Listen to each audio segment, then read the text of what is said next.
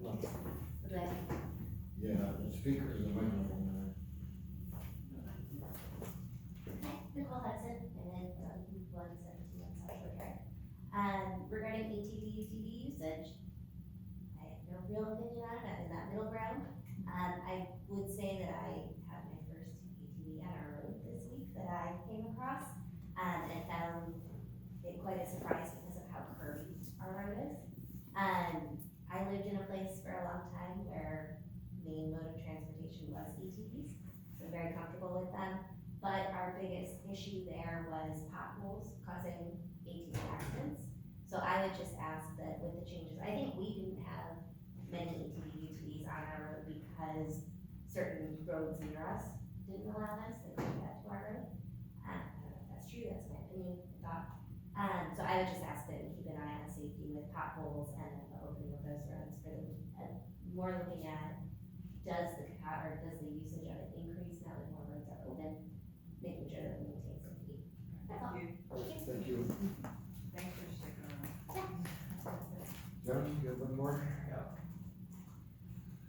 You have staying power. As we get old, we don't move fast and stay around. So I wanna touch base on a few subjects here. One of them being is, I've had several conversations with Darren, the county regarding the whole bubble lease proposal. And it seems like there are some muddy waters when it comes to protocol and how you bring your application to the town and for the county on conditional uses. Because I was here at the first planning commission meeting, I was the only one that spoke, I spoke in favor of that the very first meeting. And everything that, Miko put on there was pretty much covered. He said that the music was gonna be low, it was gonna be, couple people up there. He said you're gonna be able to still eat dinner and have a conversation at your table. Then he went to the county, and then the county said, well, you need to address this a little more. That's when he asked for more. So maybe there should be the left hand and the right hand between the township and the county on the same page, because if they would have said, go to the county first, get everything addressed that the county wants, then come to the town, he would have had a more full, complete application. But there seems to be a disconnect here. I don't know if it's the town's fault, or if it's the county's fault, or a combination of both. But Miko is under restraints because he's under contract with the former owner, Darren, and they have dates that they have to meet and, have an answer for. And with this whole debacle of sending it back to the planning commission, I understand that's how it worked, that's the way it is. But, in the future, if somebody's buying something on a proposal, you have to make it, work with the uniform, standardized way of doing it. Because I think the way that he came through the system here, he probably should have went to the county first, probably should have got clarifications, so that when he came here, all the pieces to the puzzle were on the table, and it could be presented to everybody here at a clean sweep, and then go to the county for a final review and a yea or nay down there. But I just think that it was handled inappropriately. I don't know, by the town or by the county, I'm not sure. As far as the ATV goes, we're gonna have a hopscotch route that runs through our town, and I think we're gonna have to get this on the agenda for the annual meeting, because if you wanna go to Jefferson County, you can leave your driveway anywhere in the town, except you can't go on 2 miles of Highway J, because the path leading out there is not available. So I think that was a little bit of a hodgepodge way of doing it. I think the electors need to address it and get it put out there. I live on Stearns Ridge Road, I see a lot of ATVs go by, they're all compliant, they're all going the speed limit, they're not driving erratically. I think having the ATVs on the town roads is an asset for the community, especially when ice fishing is involved.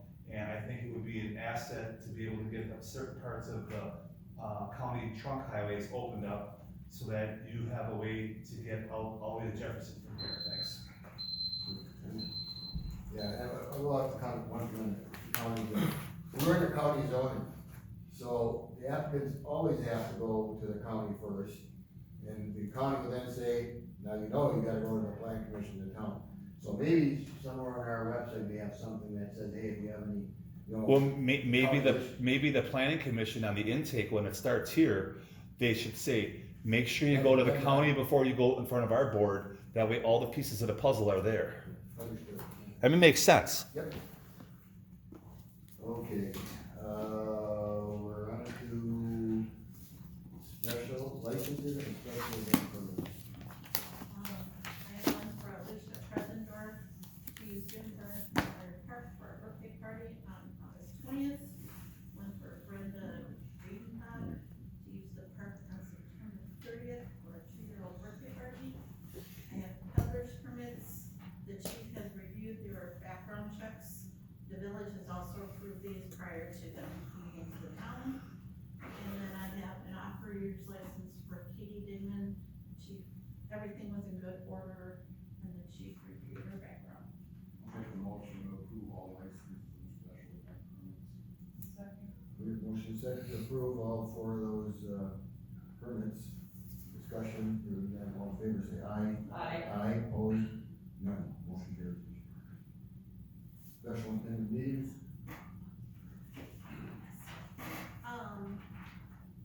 We have a Booth Lake Memorial Park Board meeting on August 16th at 6:30. September 4th, the town hall will be closed for Labor Day.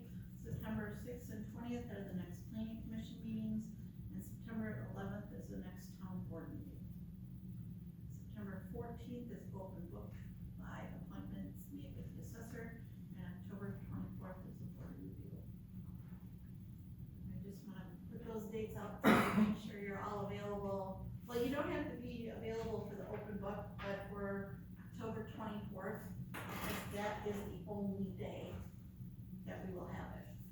6 to 8. All right, And when you have like an updated assessment, do you have a lot more people or?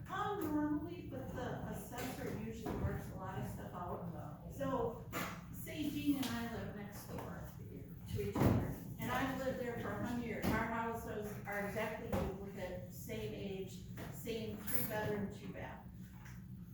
I've lived in my house 20 years. When I bought it 20 years ago, it cost me $200,000. She just bought her house, and because of the price of things going up, she had to pay $300,000. Well, Market Revale is bringing both of our properties up to the same, the $300,000. So she's paying, and I'm paying the same taxes. That doesn't mean that our taxes are gonna go up, it's because the mill rate goes down. The entire value of the town goes up, the mill rate goes down. okay, we're just gonna review bills and payments, and you can stick around and watch us pay bills. I'll make a motion to adjourn. We have a motion to adjourn. Michelle second, all in favor say aye. Aye. Opposed, none, motion carries.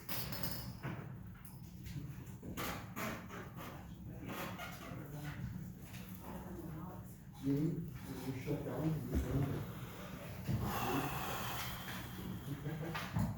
Okay, we are shut down. That was a shut. I have